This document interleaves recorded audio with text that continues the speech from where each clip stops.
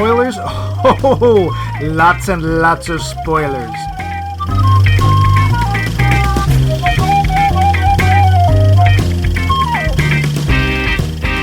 Ludefisk, let's fa, hooray for the beavers, yeah, sure you betcha. Max Mike's Movies is heading up north, up where summer is a word spoken only in jest, where a nice day is one where you leave your parka open, and where everyone is nice and emotions are for other people. As the last entry in our series, Ancient History, the 90s, Fargo makes a deep impression in the snows of our hearts. But who the heck darn are we anyway? Well, that there's my buddy that'll never be shoved in the wood chipper, Minnesota Max Levine. Oh, yeah.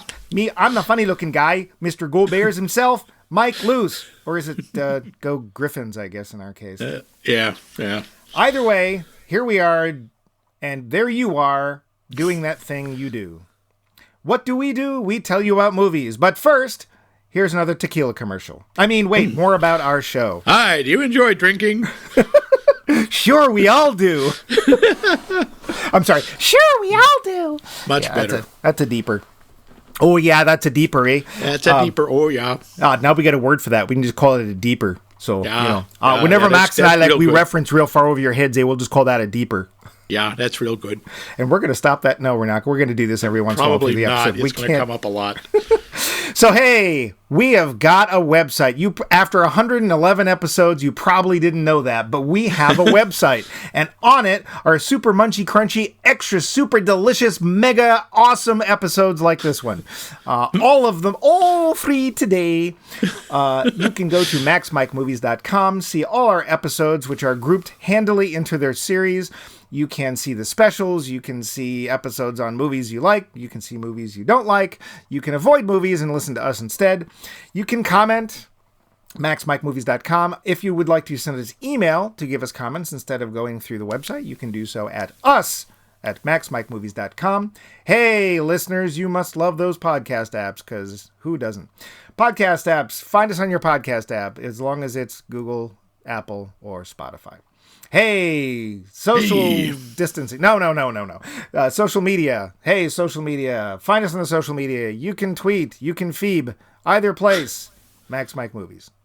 And if you use one of those podcast apps, you could do us a little favor. We like ratings. Good ones, anyway. But yeah, apparently the way to get listeners, or so I'm told, is by having good ratings on them. Their podcast apps. You know them things those kids are doing? Oh, yeah. Yeah. So if you could give us like the 5 stars, that'd be great. But don't go out of your way or nothing. No, don't make a problem for us. No. So if you got a friend, have them come with. Oh yeah, because like they might like to listen too. Because oh yeah, sometimes friends in movies, eh? So, give us a rating. Might give us some listeners, because Max and I do this for free. Yeah, so you don't have to. This week, Fargo. I don't think I can say it other ways. Just Fargo. Fargo, which is a movie. And the last movie in Ancient History of the 90s. Done by 1996. Yes. Done by the Coen brothers. Coen. Although I think it's usually pronounced Coen, apparently. Well, they're from Minneapolis. It doesn't make sense. Then the N and the E should be transposed. Oh, Coen. I can see it. If you say it like in that accent, now it makes sense. Yeah. Their name's Coen. But I bet there's some trivia to be had. The show. Paul. Oh, yeah. Oh, that's a deeper. You're a fresh kick, Dave. Oh, that's a deeper. All right, so budget, $7 million, which I think they got a lot for their money. Quite honestly. Seriously. Which is good, because their take was 60. Whoa. So nice. For a drama or comedy, because sometimes it's actually referred to as a comedy. We'll get into that. That's pretty good. That's pretty good. That's not bad. So yeah, pretty good. Yeah, that's pretty good. Although they swear to it in the opening credits, this movie is not based on a true story at all. At all. The 2 points which some people were like, well, we kind of based it on this. Apparently, there was in 1962 a guy who supposedly arranged to have his wife kidnapped. I don't think the rest of it worked out the same way. I don't think multiple homicides were involved. No.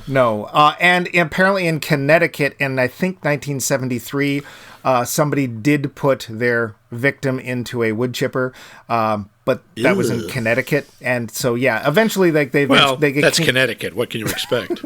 It's a thing they do, I suppose. Oh, yeah. Thank you. The state bird is the wood chipper. Or is it the wood? Oh, wait, is that the woodpecker? I don't know. I always get those two mixed up. Yeah, I think we just lost all of Connecticut. Like we had them before. In the palm of our hands. Uh-huh. But yeah, so it says, true story, change the names, all that thing, and it's a lie. So there you go. They didn't bring the usual acting coaches onto the set for this. One of the main focuses or the main uses for the actors on learning to get that accent was a book called How to Talk Minnesotan. I remember that book. Also, some of the actors, in this case, the very nice whores, ladies of the evening, they're like the nicest whores you're gonna meet. They're so upbeat and cheerful. Oh, he's kind of funny looking. They actually were from the area, and so they would do some of the coaching. William H. Macy sort of pulled a Sean Young for this part of Jerry Lundegaard. While he didn't dress up in a cat suit, he did overemphasize that he was the only one for the part, going so far as to fly to New York to track down the Coens when he didn't hear right back from them, supposedly not only re-emphasizing that he was the only one for the part, but jokingly threatening to shoot their dogs if they didn't hire him. Yeah. So, okay. Yeah. Shouldn't do that. That's not nice. Shouldn't do that. The Coens, who are from Minneapolis, describe Minnesota as Siberia with family restaurants. Yeah. Speaking of Siberia, even though Minnesota is known for its cold temperatures and snow, the year they shot this, 1995, was a near-record warm winter. So this meant that they had to do a lot of location hunting and make a lot of fake snow, which I did not know. There's one scene where it's like, they're talking about how cold it is, and it's like, isn't that water on the ground? But otherwise, a lot of the snow in this film is actually fake. Yeah, but that's an actual phenomenon in Minnesota. You can get these sudden warm spots right in the middle of a terrible cold snap. Things melt, and then they freeze into unbelievably lethal ice. Yeah. Apparently Minnesotans are like Eskimos. They have like 60 different words for ice. Ice. Or 60 different terms. Ice. No. There's crack ice, flash ice, black ice, glare ice. There's a whole bunch of kinds of ice. Plow ice, pack ice. Ice gumbo. Yeah. Fried ice, ice with rice. Ice with rice is nice. Yeah. This was named the best film of 1996 by Siskel and Ebert. Wow. Apparently, during the film, Ebert leaned over to Siskel and said, "This is the reason that we go to the movies." So they really liked this film. One scene in this film actually takes place in Fargo.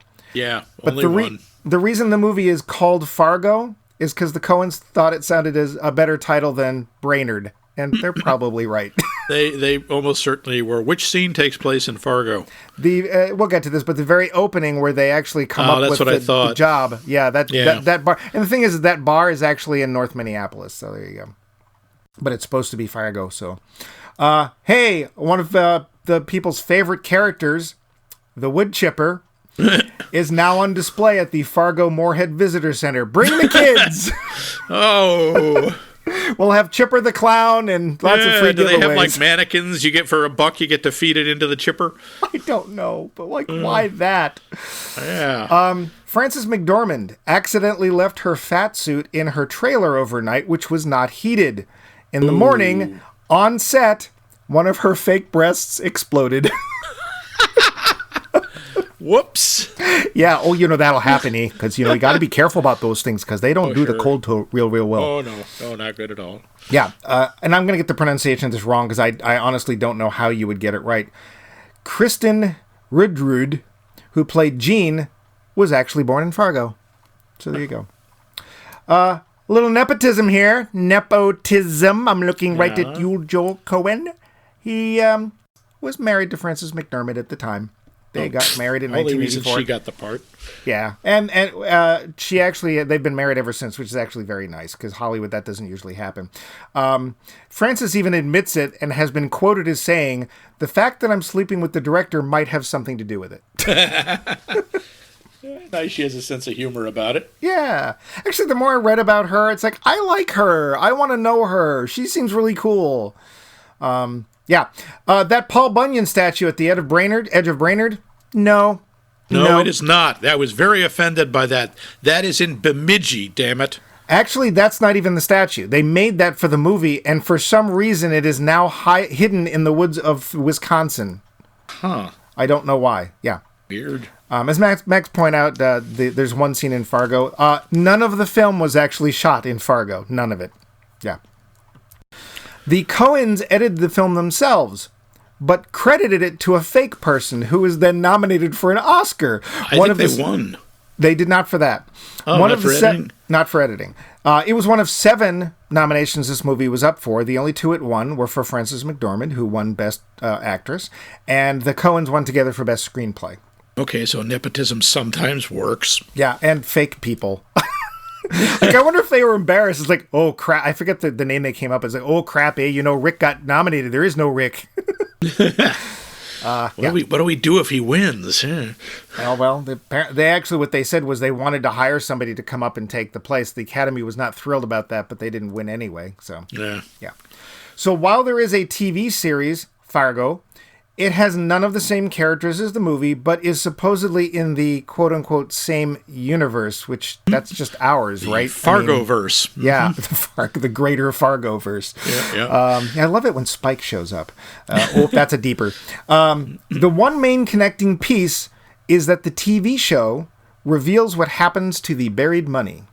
Oh, I wondered about that. Yeah, so a lot of people did. Unfortunately, a lot of people went for it's a true story. The money must still be out there. Oh, dear. Never putting together the fact that somebody got his fields dug up. Okay. Yeah, never putting together the fact that somebody filmed it.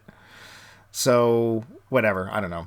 But, yeah, even though at the end of the film it says none of these people living or dead are real, fictional, blah, blah, blah. Apparently people went out there with shovels looking for it. But whatever. Marge, the police chief, only fires her gun twice in the entire film. It's both times at the same person, and it's at the end of the movie. Yep. That's it. That's the only time she shoots. Now, Max, I know you know some trivia about the area, and we're going to get to that later, but do you know any trivia specifically about the film that you wanted to throw in? Well, I was curious, watching the credits, toward the end, there's one thing... How do you describe it? There is a character who is identified as victim in the field, which I think is like one of the first people killed. Yes. He isn't given a name. It's shown he's got a glyph where the actor's name should be that looks a lot like the one for Prince. And that's why they did that. He was actually a storyboard artist, and in later releases on DVD and stuff, they put his name in there. But that was, in fact, a nod towards the purple one. His Royal Badness, who is, of course, a native of Minnesota. Somehow. Had a house on Lake Minnetonka, opened up his club, First Avenue. Yeah. Basically created the modern music scene in Minneapolis. And then it promptly left. Well, no, I think it hung on pretty well. It's no grunge look, but there you go. All right, so the plot, for those of you who haven't seen it. Jerry Lundegaard, played by William H. Macy, I can't do this, is a car salesman in Minneapolis. Living under the heavy, watchful eye of his father-in-law, who owns the dealership and a good deal more, Jerry feels lost and ineffectual, which is true. To this end, he decides to hire 2 men to kidnap his wife. When the ransom is paid, he'll split it with them, and no one will be the wiser.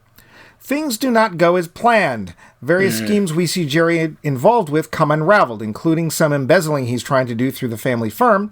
The car he stole off the lot to give to the kidnappers gets identified. The kidnappers, somewhat incompetent and horribly violent, kill 3 people in their escape. And his father-in-law shoves Jerry out of the way of a big real estate deal Jerry has put together, and from being the one that will deliver the ransom from the kidnappers. What Jerry hasn't told the kidnappers is that the ransom has not been reported as $80,000 as he told them, but $1 million with Jerry taking the lion's share. All through this, slow and methodical, comes Marge Gunderson, chief of police in Brainerd, Minnesota, where the first bodies are found. Through careful, thoughtful consideration, 7 months pregnant, never falters from the trail, eventually tracking down the kidnappers on her own. Marge Gunderson finds one of them shoving his buddy into the wood chipper. In the end, most of the money, buried under the snow at the side of the road, is lost. The wife has been killed. Jerry is caught, and Marge's husband gets his painting chosen for a 3-cent stamp at the end. Oh, and the father-in-law is killed. Yes. A lot of killed here. Because that's real bad. That's real bad. Oh, yeah, real bad. That's just a darn crying shame. Yeah. The lowdown. So, hey, first of all, I do have to point out, I lived in Minnesota for over 10 years. Yep. So this is my country. And I got to tell you, that is where I saw Fargo. That's where I saw this movie the first time. I saw it the year it came out. I saw it in 96. Please tell the story of the audience reaction. Oh, Lord. First off, when I saw it, I loved it. But it was so odd. Half the audience, literally, I didn't count exactly, but it looked to me like half the audience was dying, just cracking up at the jokes, and that there are a lot of little inside jokes or local humor that other people aren't going to get, and they're falling out of their seats, and half the audience is sitting there with their arms folded, stone-faced. And you could just hear them, every so often murmuring, I don't see what's so funny. Just the classic Minnesota look. But only half of them. The other people loved it. I'm guessing they were all out-of-towners. That's unfair. Oh, they're probably from St. Paul, because they're all weird. A lot of over Minnesotans do have a real sense of humor about themselves. That How to Talk Minnesota book, they did that as a PBS special on the local PBS station. And it is hilarious. They talk about, the Minnesota, when you're driving, the 1-finger or 2-finger salute on the steering wheel. If you pass, 2 cars pass each other on one of the many lonely roads, you're supposed to raise, if you don't recognize the person, you raise 1 finger. You still hold onto the steering wheel, but lift 1 finger, like a little wave. If you know the person, you lift 2 fingers. That was the rule. Well, that's a good one. Oh, sure. I got to say, that opening shot where it's whiteout conditions and there's snow everywhere, my first note was, spring in Minnesota. Mine was, July in Minneapolis, but same thing, yeah. You get snow for a long time, or at least you did before what may or may not be, before climate change. Yeah. Even as I was there, the winters got milder and milder. Yeah. First one time I was there, my hair froze. Literally, I went out very quickly without a hat. I was outside for about 2 minutes. I brushed this lock of hair off my forehead. It snapped off. It had frozen solid. Yeah. You know that'll happen to me. So freaked me out. Max was also the first person who told me that car heaters were a thing, and I don't mean the one in the car to make you warm. Block heaters. Yeah. Block heaters. Electric heaters attached to the engine block, which you plug in overnight, because otherwise your engine will freeze and crack. Yep. It's the oil, I think. The oil and the other fluids in there literally freeze, and of course, any water will expand. Yeah, and that is also the first time I encountered the phenomenon of trees exploding. It is now not the whole tree, but I had a tree on my front lawn in the middle of the night. I hear bang, this loud report, and I'm from the Northeast. I'm from this not a heavy urban area, but my first thought was I'm on the floor because I think someone's shooting. It sounded like a gunshot. Yeah.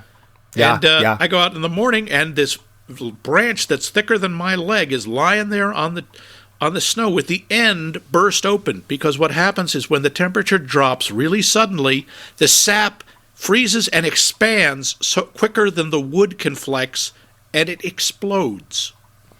And apparently this can happen to entire tree trunks. I've never seen that, but I saw a branch explode. That'll happen, that'll happen. So it's pretty ding dang cold there in the winter. That's all I'm saying. Real ding dang cold. Stuff up my nose just freeze right up. Let's get back to the movie because, of course, Max's trials in Minneapolis are both amusing but also many lengthy. Yeah. So my first note was actually about who made the movie, Polygram. I thought there was a record label. Me too. I didn't do any research on this, but it's like I don't think I can ever remember another film made by Polygram. I don't remember seeing that on a screen. Nope. But let's talk about this cast. Oh wow! So has William H. Macy, was he born looking middle-aged? Maybe. I don't know. My God, he so lined and leathery, and what was he? 20? But that smile, he's got this gopher-faced smile that works. It's like I couldn't think of anybody else to play a used car, or not even used, but a new car salesman that would be better. So I have to agree with him, even though I don't see him in a cat suit going, Tim! Oh, that's a deeper. But apparently he was rabid about this part, and... he nails it. I was surprised he didn't win for this one, because he just inhabits it completely. He does. And so he's great. And the thing about Jerry is he's definitely not our protagonist. We don't like him, but we understand him. Yeah. The thing about Jerry is we, never find out why he needs the money from the ransom. Right? Because he's trying to get the money for the land deal from his father-in-law, who screws him out of it. Although, to be fair, if you look at it as a business standpoint, the father-in-law is totally right. It's like, well, why should I lend you the money to make a huge pile of money when I can just do it without you? So I'll give you a fee. That's one of the most painful things about Jerry is watching the utter contempt his father-in-law, Wade, has for him. Yeah. I mean, it's not simply that Wade is like, I'm an evil businessman. It's like, I think he'll screw it up, and I know I'll lose money if I give it to you because I think you're a screw up. Even in practice, he says that about the ransom. He says, "No offense there, Jerry, but I don't want you to screw this up." Yeah, and there's been lots of indications that Jerry has screwed things up before. He probably only has his job because the wife, which is obviously his father-in-law's daughter, Wade's daughter, has said, you should give him a promotion. You should give him a promotion. He works for his father-in-law. Yeah, and he was the executive. I think we do get some hints of why he needs the money. Those phone calls to the guy who paid him $325,000 for for what clearly were cars he wasn't given, but he doesn't have the serial numbers for them, something like that. Well, he's embezzling funds. I think he's like pretending that he bought cars with it, and he just has it. Yeah. But we don't know. Like, besides that accounts for maybe a third of this $1 million he wants. But it's like, is he trying to leave and take money? Is he trying to show that he's self-sufficient and doesn't need Wade's help? We don't know. Yeah. But as we hear Jerry talk, we hear more and more things that Jerry's into that he really shouldn't be, and also which end up not working. So the fact that he's got a guy in his garage, or the garage of the dealership, that knows some people that can, get some kidnapping done. That's a thing. Yeah, Shep Proudfoot. What a great name. Yeah. And boy, even that guy, that actor, we don't see much out of Shep. Shep is like closed mouth. He literally says one syllable at a time, and even then, you have to drag it out of him. But when Shep opens up, he goes looking for Jerry at one point. Ooh, and boy. The absolute brutality in that performance is amazing. He's terrifying. He is. And also, I gotta say, William H. Macy again, he is squealing like a child. Like, his performance there. That was Steve Buscemi. I'm sorry, Steve Buscemi. Is just frightening. Oh, yeah. Steve Buscemi. Let's bring up Steve Buscemi. Steve Buscemi just, again, talk about the perfect guy for this part. Yeah. I mean, him and Peter Stormare, who, what is it, Carl and Grimsrud. His name is... Ger Grimsrud. Yeah, he's actually Swedish. Peter Stormare is. Of Swedish. He's not Swedish descent. He's from Sweden. Oh, because he plays a lot of Russians. And he can make his accent just disappear completely. Yeah, well, of course, he had 15 lines, so that's it.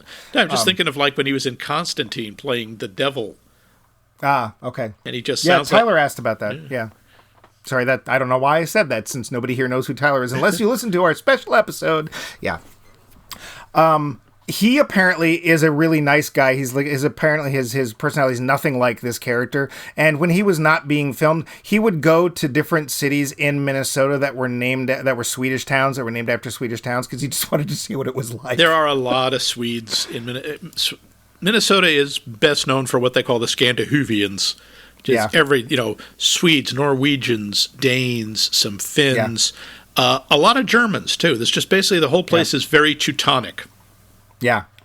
Very, very, very white, like the snow. And white. Let's get this out of the way. Film is whiter than white. Now, Max, do you think that is a proper representation of Minneapolis in the 1990s? Yes, it was.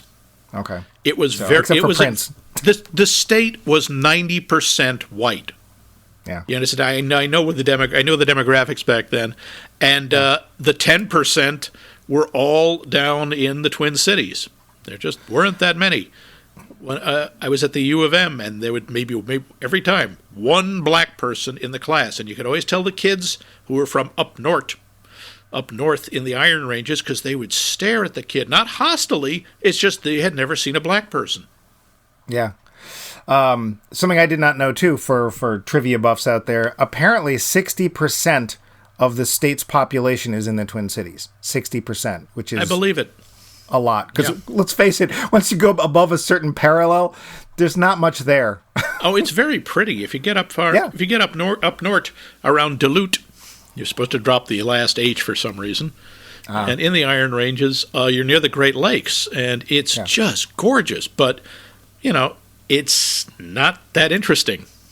Yeah. Well, if you're an outdoorsman, which most people are. Because I love that scene where it's like, Marge gets night crawlers for her husband. And it's like, I thought you're going out ice fishing. Oh, yeah, after lunch. That was so cute. She wants to make sure she gets him his night crawlers. I'm going a little off here, but dear gods, Norm is such a sweetheart. What a nice guy. Oh, he is, but he's pure Minnesota. The way he nailed that. Because you notice he never smiles. Nope. And he's not gushy. No. His wife has to get up at like 4 or 5 in the morning or whatever time. And he obviously wants to sleep, but he's like, I'll make you some eggs. Oh, no, honey. No, you go back to sleep. Go back to sleep. No, you got to have some breakfast. That's it. You're carrying my child. He never says any of this. Again, very Minnesotan, but you can tell because he does project it the way they do. You're pregnant. You need to have breakfast. I'm going to make you some eggs. And he makes her breakfast, by God. And of course, the best part is she's been woken up. Because, there's a triple homicide. Oh, yeah? Yeah. Okay, that's real bad. It is very hard to visibly surprise a Minnesotan. If aliens landed at Hubert Humphrey Airport, they'd just be standing there in the terminal going, oh, I suppose that'll happen then. Yeah. I think they're from out of town, So what do you think? Maybe Wisconsin? Might have been Wisconsin. But apparently those two, Frances McDormand, and I'm afraid I didn't write down the actor's name who plays Norm, decided they needed to come up with a backstory for their characters. So this is something that is barely touched on, but it is there.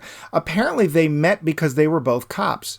Oh. And what eventually happened was they decided only one of them should be in the department because of, the possible danger, etc. And Marge was the better choice. So, and that's the thing, this character, Marge, oh my God, I love this character. Oh, she's great.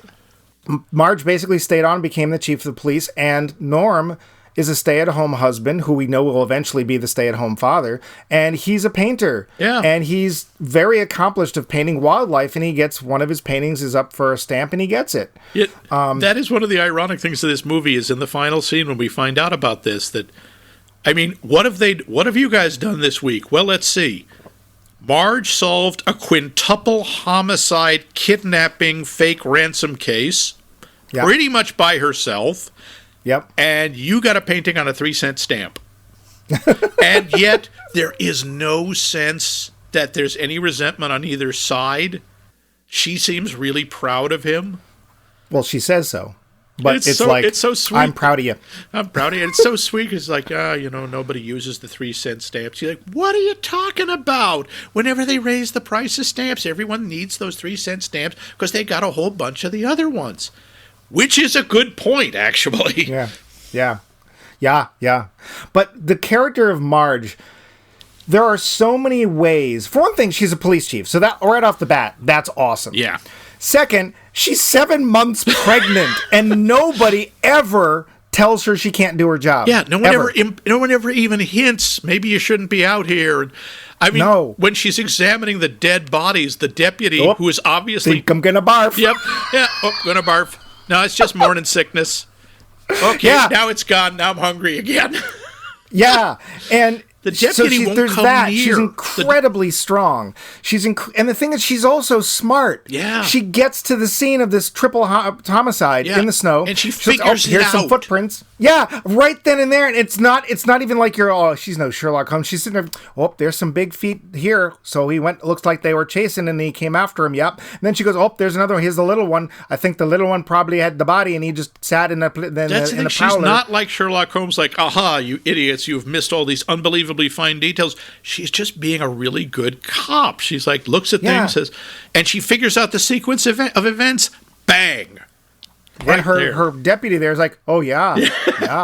Yeah, you can tell his job is to hold the coffee.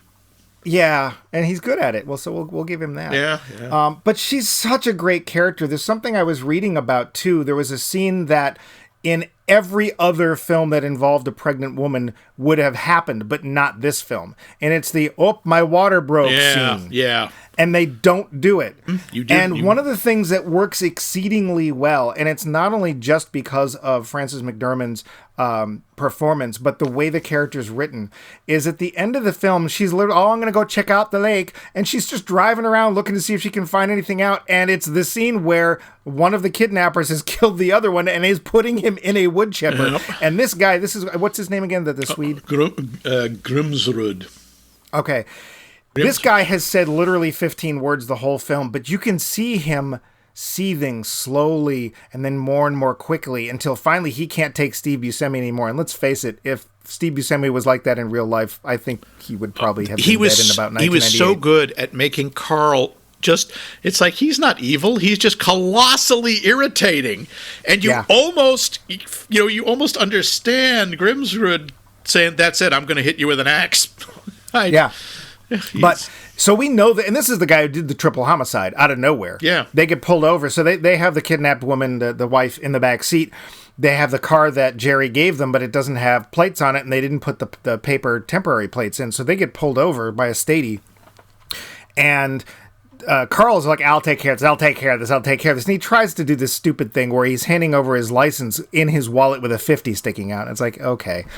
And this obviously isn't going to go over well. So without any kind of preamble at all, his buddy there gets out of the car and actually didn't get out of the car. He pulls the arm of the statey and shoots him in the head over Carl. Yeah. And then these poor two people are driving down this road, which you can tell is about 20 miles long, utterly straight, and there is nothing on it at all because you can see the headlights coming.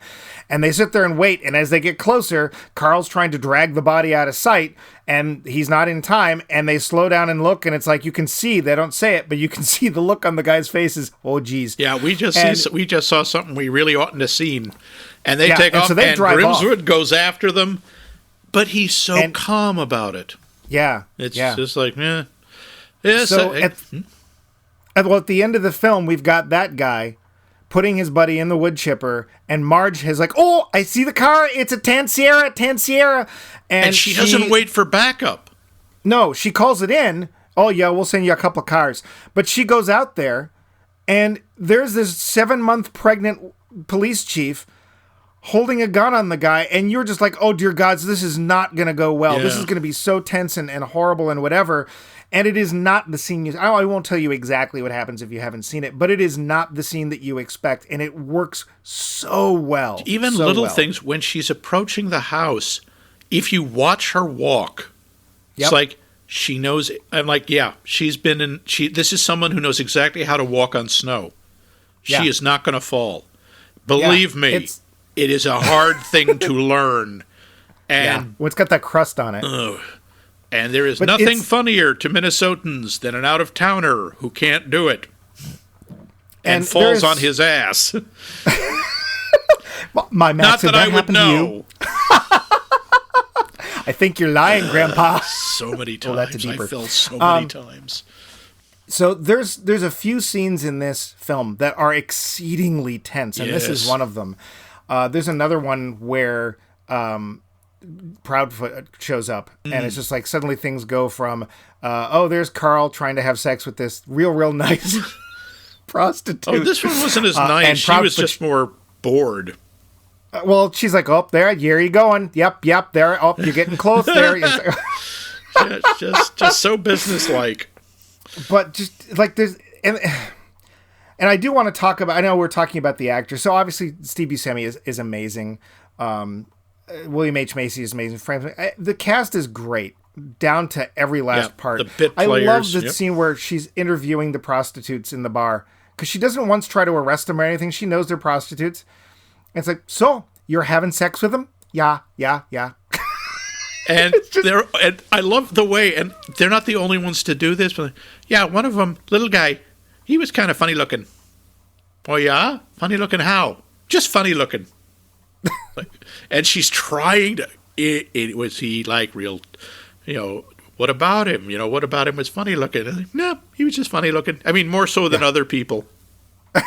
It's like, and you could just see Marge again, the infinite patience, but just. Oh God, you two are idiots. And I am okay. I am very sorry, but there is a Minnesota in joke there, where they're asking, did you go to school? She says, oh yeah, I did a year and a half at Normandale. Normandale Community College is America's safety school. It is. Is it the high school after high school? It is. Now this was 20 years ago, so maybe it has changed. It can happen, but it was. Not the most impressive academic institution, but go Bears! Oh no, that was White Lake High School, White Bear Lake High School. Yep, go Bears! Yeah, which is good because Minneapolis, the University of Minnesota, their mascot is the Gopher. Yeah, their teams are the Gophers. This is in a part of the country where the other teams are Timberwolves and Wolverines, Grizzlies, and Gophers. Who would you bet on in a fight? This is so clearly a team name chosen by farmers. Like, we need something that does enormous amounts of destruction and is really hard to get rid of. And, I know, Gophers. Sorry, that for over 10 years that bugged me. Yeah. Well, so here's something I want to talk about, which we're kind of getting to, because, the cast, great cast. So there is something that we've talked about in other films that we usually rag on, and it just does not work. And that's a shifting tone. And this film is really both ends of the spectrum, right? Because in some... Yeah, and in some parts of this, sometimes it does get shelved under comedy. I wouldn't put it under comedy, although parts of this film are really hilarious. Absolutely. But it's also got these horrible scenes of violence. It's very Coen Brothers. So why does that work here? Because I think it does. I think that those two things, for some reason, oil and water, maybe we shook it up just right and it makes salad dressing. Well, we didn't. They did. But why does it work so well here and not there? Do you have any insight at that? The only thing I can figure is this is one of the reasons the Coen brothers are as successful as they are. They know the balance, and they know how to shift it from one tone to another. It's not jarring. They move into it carefully. There's usually, they go from the comedy to scenes of violence. There's a buildup of tension. It's what you're supposed to use comedy for, is the release. It's a comic relief, literally. And they're very good at that. They hit you with terrible things, and then they hit you with the mundane, with the calm, and with the funny. I mean, there is a sequence in this movie, I still am not sure why it's here, and that is Marge and Mike. And I found out why, but go ahead. At one point, out of nowhere, Marge gets a call from some guy she went to high school with 20 years ago or however long, and it's very clear from the phone call she barely remembers who he is, but she does know who he is. And they get together for lunch, and he's very clearly trying, after a while, you realize he's trying to hit on her. It doesn't take that long. Oh, I'm going to sit over here. Why didn't you sit back over there? Yeah. And then, this whole subplot, it takes 3 scenes, 2 of which are on the phone. Because later she finds out, because the guy is telling her this sob story of how he was married to this girl they knew in high school, and she died of leukemia. And then she finds out, A, the woman is still alive, and B, they never got married, and C, he's never been married, and he lives with his parents. And so that is the last we hear of it. The reason that scene was in there, and it didn't bother me. I actually was when I was doing research for the trivia, I saw that people thought it was. I'm sorry? That's what's so weird. It works. It does work. And I have to admit, and I'm sure this was done on purpose, part of the humor of that scene is specifically because Mike is Asian. And you're seeing an Asian person with that accent. It's like Cho Chang in Harry Potter when it's a guy with she a Japanese, suddenly has Japanese last name, and he's talking just like everyone else in the movie with the heavy Minnesota accent. And I'm sure they did that on purpose. Like, I'm sure that'll get to another one of my points. But first, I didn't think of this scene as superfluous. It didn't bother me. I actually thought it was funny and awkward and just really helped illustrate the way people, I assume, are in Minnesota. But it turns out there was a very good reason for that scene, because being the type of person she is, Marge generally takes people at their word. And so she took Mike at his word. And after that scene where she's on the phone with her friend who says, oh, yeah, they never got married. No. And she's still alive. You should give her a call. She's like, that Jerry Lundegaard, I took him at his word. I wonder if I should have done that. He seemed a little squirrely. And that's what causes her to go back and talk to Jerry. Interesting. All right. So, yeah, it didn't occur to me either, but there you go. And I found that was why it was there. I like that scene because it illustrates, A, how that Marge is fundamentally a kind person, but B, she takes no crap in a very calm Minnesota way, because when he tries to sit next to her, she's like, no, I'd rather you sit over there. And that's it. And he does it because there's something in the tone. She sounds like everybody's mom when she says that. And there's just something in the tone you don't argue with. And again, she is never out of control. She is always in charge of wherever she is, quietly, not dominating, but there is no question who is the boss. Yeah. And again, when she goes and interviews Lundegaard, and you can see she's looking at him going, this fella's not being straight with me. No. And the first time she sort of blows it off like, well, maybe he's just under pressure. But when she's been with Mike Yamagita, she's like, he was kind of weird. And that Jerry Lundegaard, I should go talk to him. And of course, it's just too obvious. It's like, there was a brand new Oldsmobile Tan Sierra that was used by the kidnappers. And hey, here's a dealership. And the guy that the kidnappers called works here. Why wouldn't the car come from here? But there you go. And Jerry proves his inadequacy once again, because when she tries to corner him and he says, I'll go out and count the cars, I'm cooperating with you, he basically just gets in a car and leaves, and she sees him, he's like, he's leaving. And she's just like, son of a gun. That's her. She's so great. She is just like, she's not furious, she's not even shocked. It's like, just like what seems to bother her is how rude he's being. And again, she's very, in some ways, non-confrontational. I like how when the deputy is trying to figure out like how this one person died, and she just says, not sure I agree with your police work there. Yeah. And again, he immediately, again, telling how obviously everyone in the force respects, she's like, oh yeah? Whoa. And she explains, and she goes, oh, and he just is like, oh yeah, okay. Oh, you hear a lot of oh yeah in this movie all over the place. And I'm sorry, it's such a Minnesota moment. She tells him a joke, and he doesn't laugh. He just goes, yeah, that's a good one. Yeah, that is absolutely on target.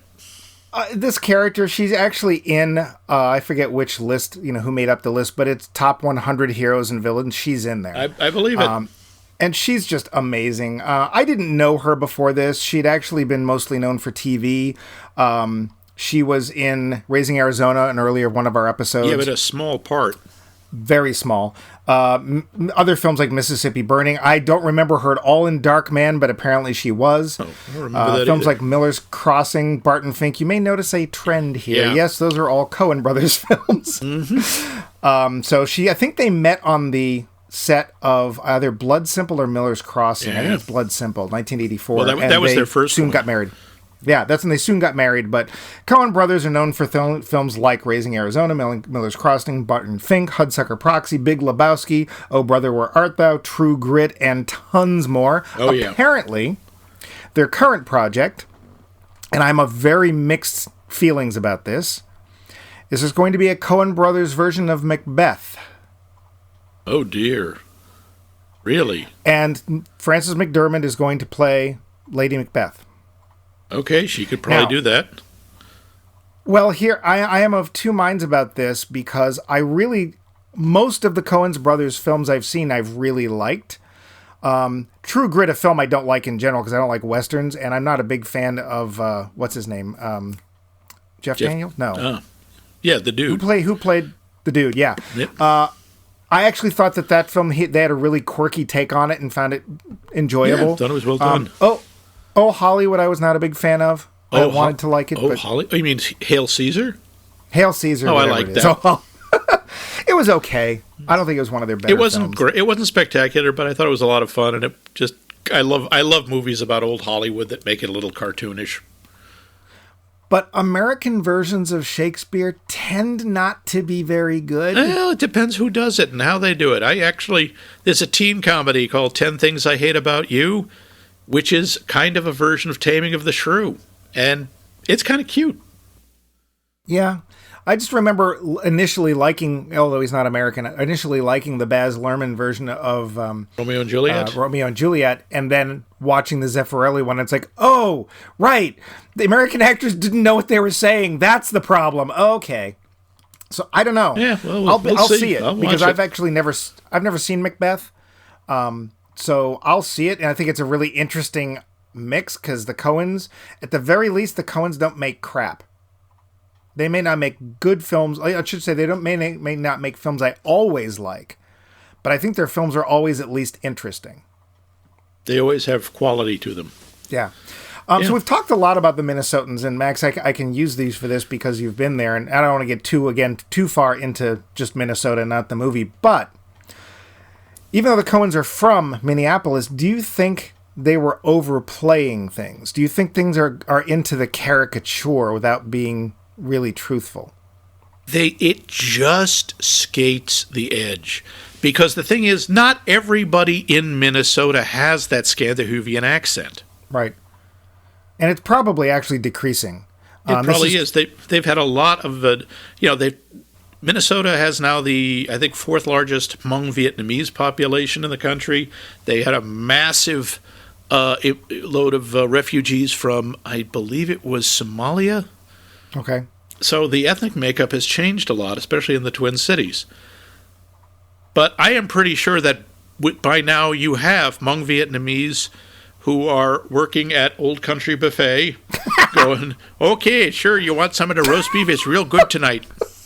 I always feel so sorry for people who come from tropical climes and end up in places like Minnesota. I don't understand why I say, let's see, we got people from Vietnam. Let's see, that's a hot, steamy climate, a lot of jungle. Let's put them in a tundra. Yeah, it just seems mean. And the people from Somalia is like, we have died and this is hell. Yeah, I don't know. Apparently they like it, but I don't. The fact that they can adjust to it, well done. That's amazing. I'm from New England, and I had enormous trouble adjusting to the weather in Minnesota. I'm from New England, and I lived a year in southern Florida, and I still haven't gotten over it. 1 year, that's it. And my thermostat's been broken ever since. Now I hate summer. But whatever. I think a little of it, it's a little exaggerated, but so much of that movie just makes me go, oh, right. Things like when Larry is saying hi to his father-in-law. How you doing, Wade? Yeah, pretty good. Oh, God. Yeah, pretty good. That's what you hear. That's what I heard that so many times. And a lot of the, oh, yeah? A lot of those.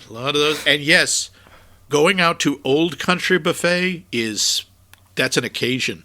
Well, see, I'd never even heard of it till I moved to Michigan because we didn't have it in the Boston area. It was like, what's that? And my partner wouldn't take me. He's like, we're not going there. And it's like, why not? It's like, it's trough dining. It's like, what? It's like, that's what they called it, trough dining, where it's like people line up. That's a little mean. And he said, so a couple of friends of ours actually took me once. Tyler won't take you, we'll take you to Old Country Buffet. So it's like, I just want to go once, just see what it's like. In a way, it is the quietest restaurant I've ever been to because nobody talks. All you hear are forks. Yeah, the idea usually in Old Country Buffet is get in, eat as much as you can, and get out. It's cheap, the food is plentiful, the food is edible, but it's not fine dining. No. Did you notice the one thing that she passed over in the buffet? I saw she skipped one dish, and she obviously did that intentionally. I didn't see which one it was. Ludefisk. Oh! Oh, yuck. It's like jellied cod or something, right? It is cod that has been soaked in lye. That's right. You know, the stuff the mafia used to kill people with. Lye. The stuff they used to make soap out of. Yeah. Yeah, it turns the stuff into this gelatinous, tasteless... Oh, Lord. It's real good. Ludefisk, and the other one they mentioned before is lefse. Lefse, yeah. which is harmless. It's basically... Well, it's like uncooked dough, just sprinkle powdered sugar on. No, it's kind of a thin, flat bread that is, as long as you put other stuff on it, it's fine. Otherwise, it is just neutral taste. There's another moment in the movie that is so perfectly Minnesotan, and it's just a throwaway. It's a brief scene with Officer Olson, who's interviewing a bartender, I think from the Blue Ox, and they're just standing there on the street, and they've got their big coats on, and the hoods are zipped up so that it looks like they're talking out of periscopes. Yeah, the snorkel. And, you know, at the end, one of them says, looks like she's going to turn cold tomorrow. Both of them, and when I saw this moment, it gave me chills, because I had never noticed this happened, but it happened all the time in Minnesota. Say, looks like she's going to turn cold. Both of them turn away from each other and look at the sky. They don't look in the same direction. I don't know why. They turn away and look up at the same time at exactly the same angle. Because the weather in Minnesota is a big deal. If you are going to say, yeah, you think it's going to be cold tomorrow? Ooh, you know, that's not just something you go, oh, probably. You give that serious thought. Well, the wind's coming in off the lakes, you know, and we got some high pressure coming up. And it's not, you can make jokes, oh, there's nothing else to talk about but the weather. No, it's because in the winter in Minnesota, the weather can murder you. It can. People every year, someone freezes to death. A woman, I remember, froze to death in her car while I was there. She was 300 feet from a house but couldn't see it because it was whiteout. Speaking of the whiteout and the fact that a lot of the snow was fake, although not all of it, I want to point out some of the cinematography. They did some great location scouting, and that one road where the triple homicide happens, it's a real shame. It's just, I do know a road like that in the UP, which for those who don't know is the Upper Peninsula in Michigan. It's called the Seney Stretch. It is literally 26 miles of utterly straight, flat road. Yeah. That's it. There's nothing. It's just straight. Around the Twin Cities, you don't get that. But up north, as soon as you get about 5 or 10 miles out of the Twin Cities area, there are roads like that everywhere. And you've never seen anywhere lonelier. There's a fence there. Like, there's a wire fence, so it's obviously during warmer days, not months, days. There's obviously sheep or something on the other side of that fence. And Steve Buscemi's character, Carl, when he finds out that the ransom's not $80,000 like he thought, but $1 million, he's like, well, the hell with that. I'm going to keep most of this myself. He stops on the side of the road at this road and buries the case in the snow. And when he's finished burying, he looks up to try and find a landmark and realizes there's nothing. Yeah, he would never find that money again. So he takes his ice scraper, which is, the size of his hand, and plants it like a gravestone on top of the snow. That'll last about a day. Yeah, because it's not going to snow again or something. Yeah. But there's just these scenes, and there's also the opening of the film is this whiteout condition on a road, and these cars slowly coming through it, and you just slowly make them out. There's some just great scenes to let you know exactly how frickin' cold and unhappy it is. But there's also one particular shot. It's a very quick shot. And it's after Marge has been woken up to go deal with the triple homicide. Oh, it's a real shame. And she's leaving. She's been made breakfast by her husband. And there on the left side of the screen is the kitchen table. And Norm's sitting at the table. And the lighting is very warm. It's like an old incandescent bulb.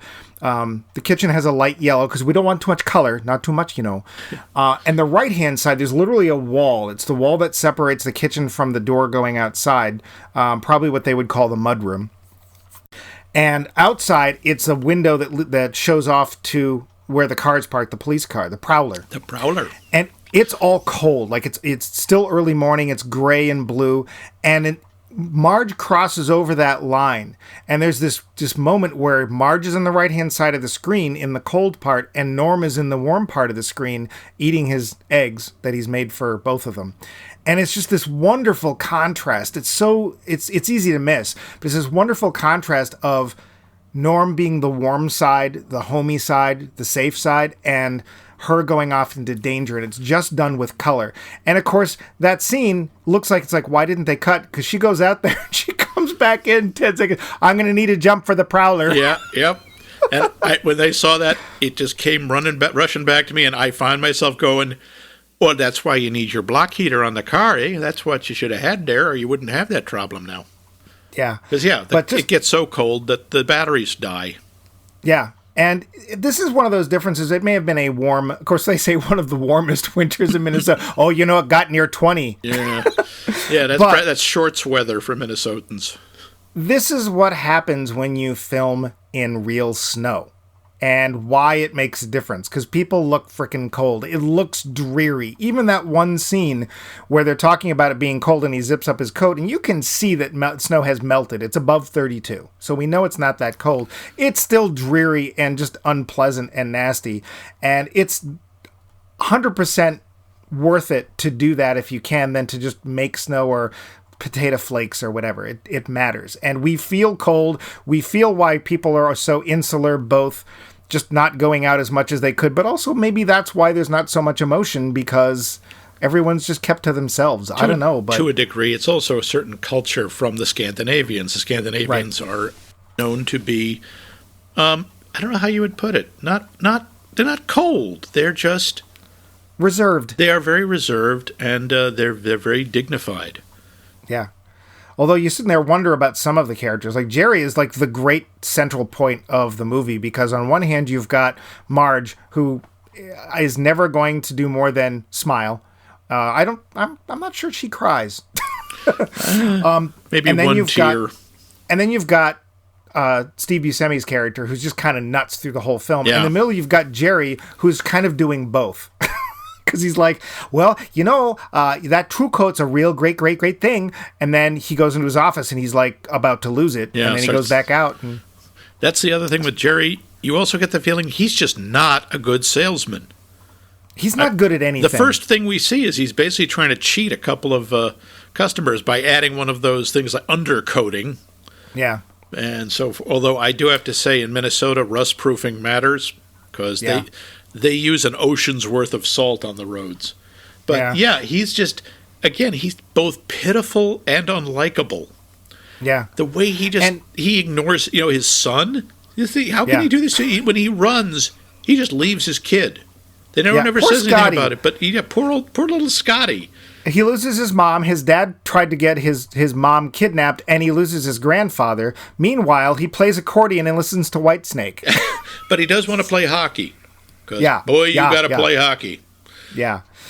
The other thing, too, is just, Jerry,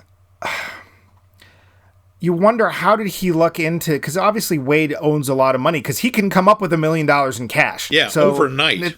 It's not just he owns a dealership. Wade owns a lot of things. But and you don't see much of her. We don't see a lot of Jean. But what we do see of her, my feeling is that while Jean is the daughter of a very wealthy man, Jean's she's kind of loopy. She seems nice, but there's also just a sense, you get the sense she's always been taken care of. And she just expects it now. But she seems like she's a little disheveled all the time. Her hair's not really combed, and her bathrobe looks kind of tatty. And it's very, very subtle, but I get the impression that Jean's she's like maybe 90% there. Huh. I didn't pick that up, but maybe that's why she married Jerry, who clearly her father doesn't like. Oh yeah. God, and the fact that he does not even try to hide it a little. No. When he's talking about when she's trying to get money, Jerry's trying to get money from him, and he's saying, "Oh, this is for Gene and Scotty," and he just goes, "Gene and Scotty never have to worry." Yeah. Yeah. Ooh. Yeah. So, you do, but yeah. Yeah, lots more. But yeah, we're getting to that point because people are now really, really like chomping at the bit to figure out if we like the movie or not. So I'll insert a pause. The roundup. Before I ask Max, you saw this when it came out. You may have seen it since. It's been 24 years. Does this film hold up? Yeah, it absolutely does. Yeah. I mean, again, I don't know if Minnesota is exactly the same as it was back then, but in my mind it is. And even without that, quite honestly, they could have set this in Dubuque, and I think it still would have worked. I think this movie. I like this movie a lot. I like the Coen brothers also. This is one of my absolute favorites of theirs. Yeah. What about you? Same thing. I saw this when it came out. I don't remember why I went to see it. Actually, I think I do know why I went to see it. Because you lived in Minnesota. I was like, because the Coen brothers, I didn't see Raising Arizona. I know I didn't. I didn't see it till we did the show on it. Way back. That was one of the early ones. Way back. Oh yeah. And I certainly didn't know William H. Macy. I didn't know Frances McDermott. I don't even think Steve Buscemi was quite on the radar yet. And I think that this film did a lot for those three people. Certainly Frances McDermott. Yeah. Because I'd really never heard of her. But if you want a strong woman character that is never played for stereotype, this is the one to go to. She's great. It's not even just Frances. I love the character. Character is wonderful. She just is. She's never what you expect. Nope. And you want more. You want to know more. You want to see more. Yeah. She's utterly competent. She's smart. She's never snide. I don't think they can do snide. She's nice. She is. She's Minnesota nice. And the relationship with her husband, there's not a lot of it, but what they're there is just so charming. He's not got a problem with her being chief of police. It's never like, oh, honey, maybe one of your deputies should... No. It's just like, I'll make you eggs. That's it. Yeah. When they call in the middle of the night, he never goes, oh, maybe you should just go back to sleep. Let someone else handle it. It's like, nope, I know you're getting up. I'll make you eggs. Yeah. It's like, they're just so nice. But they're also believable. And that scene where she just figures out the whole crime exactly how it happened, I totally buy that. And It's like, well, that's why she's chief. And, the people under her obviously really respect her. The fact that we don't do that stupid, oh, my water broke, I got to go have the baby in the snow. Like, we don't do that. Just a great, great character. Jerry, I don't like him, but he is a great character because you can see why he's the way he is. William H. Macy, of course, will go on to continue to do great roles and some not so great roles, but he's a really good actor. He's never bad in his roles, I don't think. Yep, all the supporting people, they're terrific. Steve Buscemi. Yep. It's Peter Stormare, who barely says 20 words in the movie, and he's still incredibly menacing and impressive. And I still don't know why Carl ends up with this guy, because obviously Proudfoot doesn't know him. Yeah. And he says as much. He's like, yeah, don't know him. Nope, don't vouch for him. Don't know him. Yeah. And Proudfoot, like, there's a character. There's probably an entire movie in that guy. And he's a terror. Yeah. Quiet, stoic, until you pass that one thing and then forget it. And one point he's just beaten Steve Buscemi's character with a belt, and it's just like, oh my God. Yeah, this is worse than some of the stuff in Tarantino's films, just because it's just so cringy. It's so savage and so brutal. Yeah, no, it's really well done, and he is really good at going from 0 to 90. Yeah. And again, this film, these incredibly violent scenes, which don't last long, they don't linger on them like some directors I could talk about. And they are horrific. But then there are these subtle, amazing, funny scenes where it's like the screen has two colors on it, black and white, and the actor's performance is like there's barely a tick of a smile, and I am roaring because it's so freaking funny. This is also a favorite film. I don't watch it often, and I haven't seen it many times, but I just think from start to finish, it draws you in. Thankfully, it's not that long. It's like an hour and 39 minutes, something like that. Yeah. Even though the pacing in a way is very slow, there's no. It doesn't feel like it. No, it's like the action sequences even then are like bang, Kinda. Yeah, it's I this is a film that I would not hesitate recommending one way or the other. Definitely. It is a really good film. The Coen brothers, one of their best too. I agree, but we're done with the 90s. Be gone, 90s scum. Yes. Flee from us, because now we move into the next logical step. Okay, no, not at all. But watching Toy Story back in this series made us think about the rise of the Pixar empire and how everything they do is gold. Kneel before Zod! Exactly. Yeah, and is it though? Is it really? So we're now examining the Pixar movies. The Pixar picks, if you will. Aha! Edited 15 minutes of unbroken laughter. We are going to Bumpy, talk. yeah, get right to that. Yep, we're gonna talk about Pixar movies, and we're going to talk about the ones we love and the ones we don't really love that much, because even Pixar, it used to be Pixar could do no wrong. Yeah, that didn't hang around really. And then a certain film happened, but we'll get to that. We'll get there, and possibly a certain event happened, but yeah, we'll get to that. We were going to be talking about Pixar, the highs and the lows.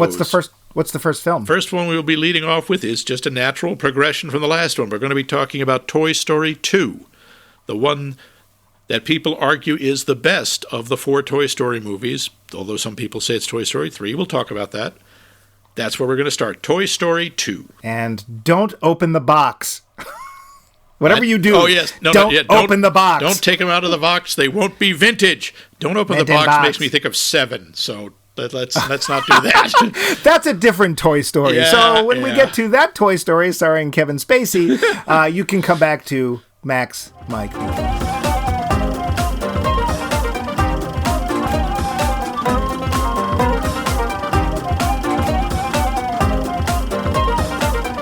This has been a co-production of The Voice of Max and The Movie Wrench.